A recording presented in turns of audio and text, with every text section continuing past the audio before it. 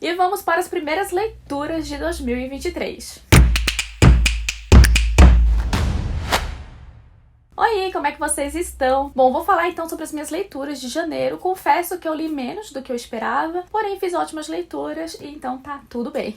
Mas antes, claro, de eu começar, já deixa seu like, se inscreve no canal e ativa o sininho para receber as notificações dos próximos vídeos. Lembrando que se forem fazer qualquer compra na Amazon e no Magazine Luiza, por favor, utilizem o meu link, é uma forma de vocês estarem me ajudando financeiramente, sem gastar nada a mais. E se puderem, me sigam também no Instagram e no Twitter, principalmente no Insta, que eu tô liberando vídeos lá, que eu não estou liberando aqui. Então não deixem de me seguir por lá também. Bom, gente, eu vou começar então com o livro que fez parte do Clube do Livro da Sam. Pra quem não sabe, né, eu tenho um clube de leitura. Ele faz parte do meu projeto lá do Catarse e todo mês a gente lê um livro juntos. Tem diversos outros benefícios, incluindo encontro exclusivo com os autores. E aí, pra janeiro, a gente leu a HQ Dente de Leite, do Patrick Martins e do Igor Frederico. Essa daqui foi publicada pela editora Pipoca Nanquim e ela também ganhou o primeiro prêmio Geek, que foi uma iniciativa da Amazon, do Omelete e da editora Pipoca Nanquim. Quem quiser ler essa HQ aqui, ela tá disponível também no Kindle Unlimited. Bom, a história aqui é contada por uma senhora, né, uma idosa. Ela tá fazendo o seu jantar ali na sua casa e a gente percebe que ela tá completamente sozinha. Enquanto ela tá focada aí nos seus afazeres, ela começa a relembrar da sua vida e é através dessas lembranças que a gente vai conhecer então a história dela. Então ela volta lá na época em que ela era criança, morava com os pais, com os irmãos. A gente logo percebe que ela nunca teve uma vida fácil. Ela perdeu um irmão muito querido quando ela era criança.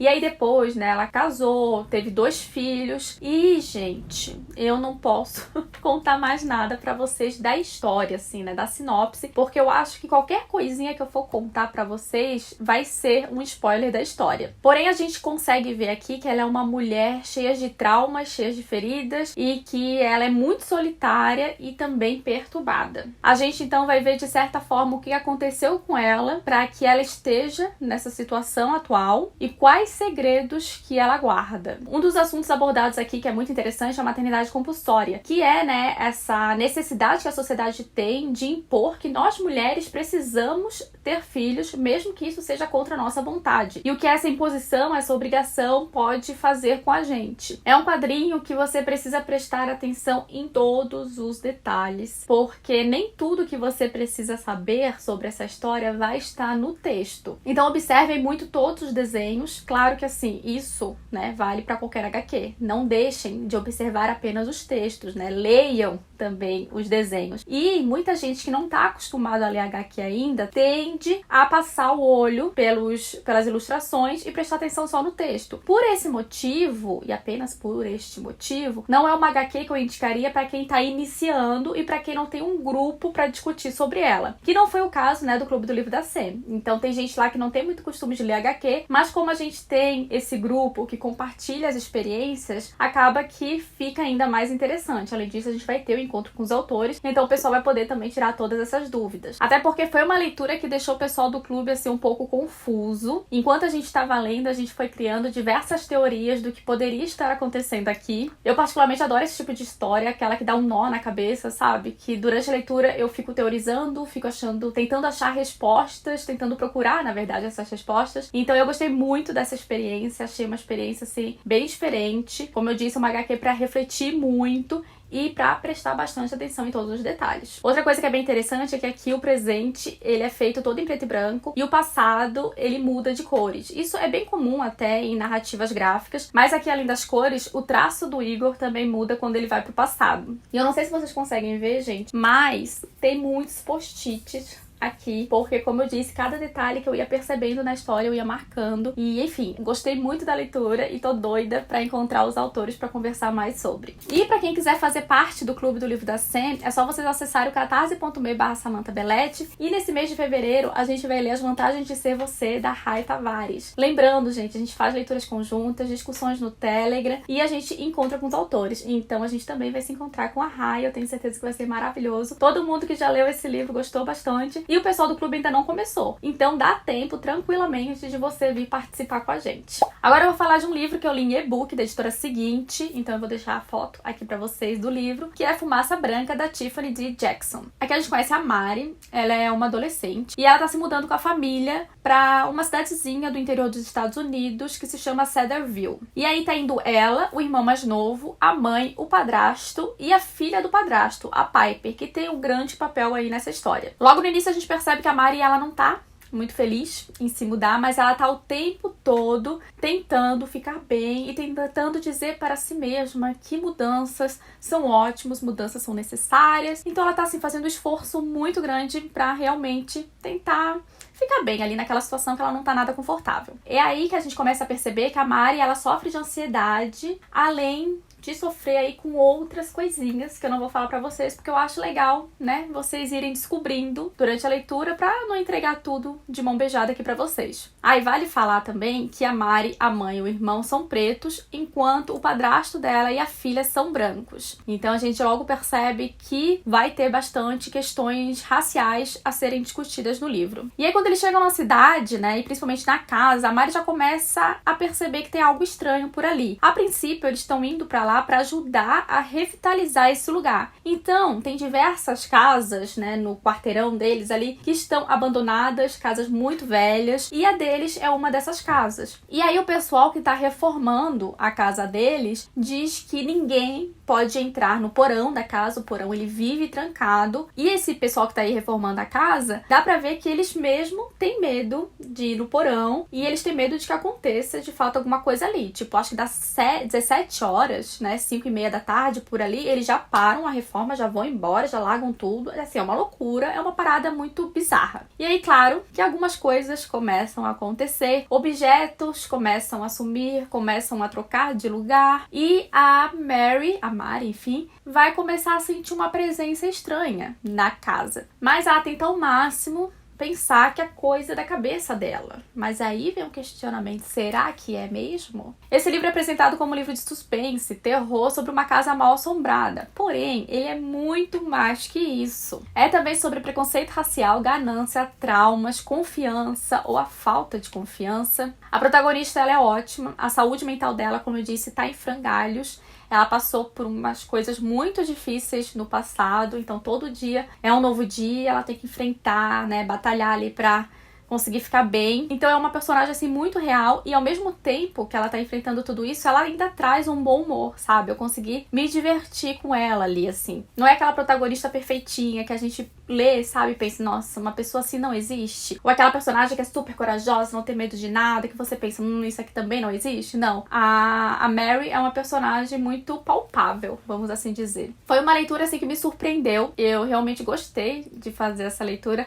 Ela foi por um caminho assim que, ao mesmo tempo que eu esperava, não esperava. Eu desconfiava e não desconfiava, sabe? Eu fiquei com bastante pontos de interrogação na minha cabeça durante a leitura. Então, em muitos momentos eu me questionei, de fato, sobre o que estava acontecendo. E alguns momentos me deixaram, assim, bem tensa, sabe? Porque tem, como eu disse, esse clima de casa mal assombrada. Então, as coisas acontecem durante a noite, barulhos estranhos, movimentos, aquela coisa toda. Então, achei a leitura, assim, bem misteriosa e bem envolvente. Eu comecei ela no final de dezembro, na verdade, e aí passei, né, o ano lendo ela, assim. Foi um bom início de 2023. E agora, vamos falar sobre O Parque das Irmãs Magníficas, da Camila Souza Villada. Gente, eu não sei falar espanhol, tá? Então me desculpem aí pela pronúncia. Esse livro aqui, ele foi publicado pela Tusquets, que é um selo da editora Planeta. E essa aqui, essa edição que eu tenho, é uma edição da Tag Curadoria, que veio neste box aqui, belíssimo. Eu gosto dessa edição. E esse livro aqui é um livro, então, argentino, como eu disse. E a Camila, ela é travesti. E a história aqui é inspirada na vida dela. Então, a personagem que nos conta essa história é a Camila. Ela tá no Parque Sarmiento, em Córdoba, na Argentina. Onde ela e outras travestis se prostituem. Tem até uma mulher cis no meio também. Que chega um momento em que ela tá grávida. E isso é algo bastante comentado aqui na história. Mas, enfim. Elas se prostituem nesse parque. Até que a tia encarna, que é como uma grande matriarca daquelas mulheres, ela começa a ouvir um barulho, vai atrás e descobre que alguém abandonou um neném numa vala. E ela decide, então, pegar esse bebê, levar pra casa dela e adotar. E é tão bonitinho porque ela chama o bebê de Brilho nos Olhos, porque ele deixa, né, todas elas com brilhos nos olhos. Eu achei isso, assim, muito fofo. E ali a gente vai acompanhar a relação, né, daquelas mulheres com aquele bebê, com aquele novo integrante do grupo. E a Teen Carney, então, ela tem essa grande casa onde ela deu esse abrigo a essas mulheres, onde ali elas formaram uma grande família, uma irmandade. E é muito bonito, né, ver esse apoio, esse carinho, esse amor que elas têm uma com as outras, esse cuidado, né, esse zelo. E a Camila aqui, então, vai nos contando a história da vida dela, desde quando ela era criança, como que foi crescer e de se descobrir travesti e o que os pais acharam disso. Ela nos conta sobre as suas primeiras relações sexuais, sobre as violências, como e quando ela começou a se prostituir, como ela conheceu, né, essas mulheres. E fora isso, ela também nos conta, né, um pouco da vida dessas outras mulheres que vivem ali com ela, que vivem nesse meio. É uma obra que une autobiografia, ficção e até o realismo mágico. Fiquei impressionada como a autora, ela relaciona essas mulheres com animais. Era algo que, assim, que eu não tava esperando e ela fez muito bem e daria pra fazer um vídeo só discutindo sobre isso. Foi uma leitura envolvente, cheia de personagens marcantes, mas foi uma leitura, obviamente, muito dolorida, porque é realmente muito triste e muito revoltante ver o que a sociedade, né, faz com essas mulheres. Então, se preparem. O final, assim, é uou, mas é maravilhosa. Mas é interessante também que a Camila aqui nos mostra a alegria, a festa, digamos assim, de ser travesti, né? Até aqui na quarta capa, diz o seguinte: nessas páginas convergem duas facetas da comunidade trans, as quais fascinam e repelem sociedade no mundo inteiro. A fúria travesti e a festa que há em ser travesti. Então é muito bonito ver também elas sendo livres, né? Por mais difícil que isso seja, mas elas sendo quem elas realmente são. Enfim, livro belíssimo. Leiam O Parque das Irmãs Magníficas. E eu vou deixar aqui no box de descrição o link da Bárbara, do Beijo Barbari. Então ela fez uma resenha maravilhosa. A Bárbara é maravilhosa, né, gente? Assim, qualquer resenha que aquela mulher faz, eu tô sempre aplaudindo de pé. E eu vou deixar pra vocês assistirem, porque ela também faz comentários sobre a capa da edição da Planeta, que eu achei muito interessante, eu não tinha pensado sobre isso. Enfim, o vídeo todo dela é maravilhoso, assistam. Vou falar agora de O Fim da Noite, do Rafael Calça e do Diox. Essa HQ aqui foi lançada no final do ano passado, eu estava ansiosíssima para ler desde que a Dark Side anunciou, porque eu já conheço o trabalho do Rafael Calça e, assim, eu amo demais o trabalho dele. E quando chegou aqui, né, obviamente, fui correndo conferir e posso dizer pra vocês que trabalho lindo. O roteiro aqui, ele é inspirado nas mães, nas tias e nas avós dos dois quadrinistas, e isso fica ainda mais evidente no final com os dois pós-fácios que eles trazem aqui e que, caramba, só enriquecem ainda mais a obra, assim. São dois relatos, assim, extremamente fortes. Bom, aqui a gente vai acompanhar 3 gerações de mulheres pretas, começando em 1940 com a Aurora, que acaba de ficar órfã e é adotada, bem entre aspas, por uma família, que logo depois passa ela adiante para outra família de brancos que adotam ela para ela trabalhar, são muitas aspas aqui, né, como empregada doméstica, mas a gente sabe que na verdade eles estavam aqui escravizando a menina, né, desde os seus 10 anos de idade, para que ela tivesse um teto onde morar e comida na mesa. Então a gente acompanha anos de sua vida até o nascimento da sua filha Ruth, depois a gente acompanha anos da vida da Ruth até o nascimento da sua filha Vitória, e também acompanhamos anos da vida da Vitória, que é aí, né, a neta da Aurora. E aí, durante essas 8 décadas que a gente acompanha, né, da vida dessas 3 mulheres, a gente vê as diversas situações diferentes que elas passam, mas sempre com muita dificuldade, sempre lutando muito para sobreviver e para ter liberdade. E sempre lutando também por justiça. É uma HQ que nos apresenta muito bem o funcionamento do racismo estrutural no Brasil. É impossível você ler e não lembrar e não pensar em alguma situação ou que você viu ou que alguém te contou semelhante ao que essas mulheres passam aqui. E mesmo a HQ tendo poucas páginas, né, porque ó, é uma HQ fininha, os autores conseguiram trazer aqui uma história extremamente forte e, como eu falei, né, os pós-fácios dos dois fecham essa HQ com chave de ouro. E foi a primeira vez que eu tive contato com o trabalho do Diox, eu gostei muito, achei que ele e o Rafael Calça fizeram, assim, um trabalho realmente excepcional. Outra HQ que eu tava ansiosíssima pra ler era Beliscão, do Camilo Solano. Eu adoro o Camilo, adoro o trabalho do Camilo, e então quando eu vi Pipoca Nanquim, anunciou também esse lançamento aqui, uma ficção científica, que o Camilo nunca tinha feito até então, eu acho. Eu fiquei, assim, bem curiosa pra saber como que ele ia se comportar nessa HQ, vamos assim dizer. Bom, então, como eu disse, é uma HQ de ficção científica, ela passa aí num Brasil distópico, porém um Brasil muito parecido com o Brasil atual. É uma HQ que aborda de forma cômica a política, o autoritarismo, ela traz críticas sociais e ambientais. E aqui o nosso personagem principal é o Plínio. Ele vive na cidade de São Paulada. E o Brasil aqui ele tá sob domínio de uma grande organização governamental que se chama System. E o governo aqui é um governo totalitário. Então ele dita as regras do que você pode e do que você não pode fazer. Por exemplo, toda vez que você estiver andando pela rua, você é obrigada a estar sorrindo. E todo dia você precisa fazer uma live para que o governo veja exatamente onde você está. Para vocês terem uma ideia, o System, ele proibiu tudo que era antigo. Então, música, literatura, cinema, tudo isso assim tá proibido. E o Plínio, ele é um artista. Ele ama músicas, ama música antiga. Ele tem um violão, que na verdade não poderia ter, porque hoje em dia só poderia ter violões holográficos. E aí um dia, cansado de tudo isso, entendeu? Cansado desse governo, ele decide abrir uma live. E aí quando ele vai abrir a live, aquela live obrigatória, ele decide que ele vai pegar o violão de verdade dele e vai tocar, achando que até parece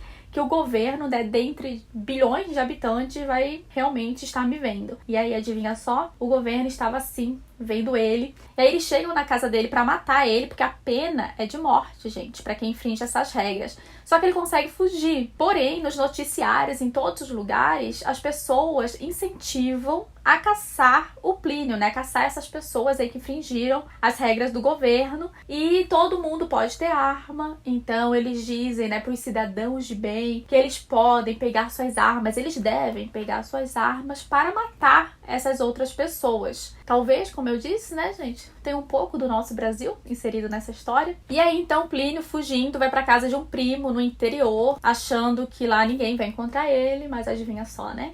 Tem sempre alguém que acaba encontrando você. E aí as sacadas do Camilo nesse gibi são muito boas. Desde o nome, né, da HQ, que é Beliscão, que a gente descobre o porquê desde o início, e é muito engraçado. Até mesmo as propagandas que ele insere aqui, aquelas propagandas retrô, sabe, que tinham nas revistas, jornais de antigamente, e são muito geniais. Trazendo, né, como eu disse lá no início, essas críticas sociais e ambientais. E assim, pra quem adora ficção científica, com certeza vai reconhecer várias referências que o Camilo trouxe pra essa obra aqui. Eu não sou uma leitora de ficção científica, então não consegui reconhecer todas, mas eu tenho certeza que quem curte aí vai conseguir fazer essas ligações. Enfim, gente, é uma HQ pra se divertir, pra dar boas risadas e ainda assim pra refletir. Então, super indico pra vocês esse lançamento da Editora Pipoca Nanquim, Beliscão, do Camilo Solano. Agora vamos para a HQ normal da Helena Cunha.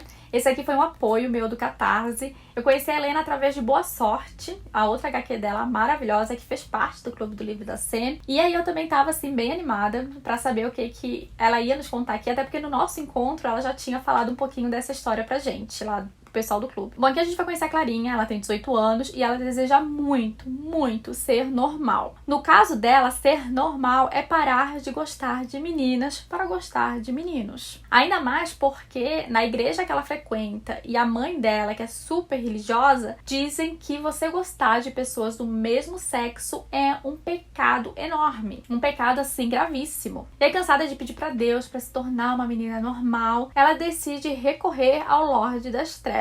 Enquanto isso, lá no submundo, a Val é uma nova estagiária do inferno e tudo tá indo bem, porém um menino que trabalha lá, que é sobrinho do chefe, ele é todo atrapalhado e acaba liberando uma alma que não está pronta ainda para reencarnar, que é uma alma aí de um assassino, canibal e um monte de coisa, assim, uma alma tenebrosa. E para impedir que isso aconteça, né, que essa alma reencarne no recém-nascido, ele e a Val vão precisar ir pro nosso mundo para impedir isso. Só que alguém deste mundo precisa convidar eles para entrar. E adivinha só quem convidou? Pois é, a Clarinha. E aí os três vão acabar se conhecendo, conversando, criando uma certa amizade, passando aí uma noite bem comum juntos. E a Clarinha, claro, vai começar a perceber que talvez ela não queira realmente ser normal. É uma HQ rapidinha de ler, bem divertida, gostei bastante dos personagens. Por mim também poderia ter mais páginas dessa HQ que eu não ligaria, porque realmente eu me diverti muito e me envolvi com essa história. Então mais um acerto aí da Helena Cunha. E aí, gente, tiveram 2 livros que eu comecei agora em janeiro, mas eu ainda não terminei. Um deles foi A Guerra da Papoula, da R.F. Kuang. Finalmente tô lendo esse livro. Eu tô aqui na página 379, falta um pouquinho, ó. E aí, então, no mês de fevereiro eu venho contar pra vocês o que eu achei.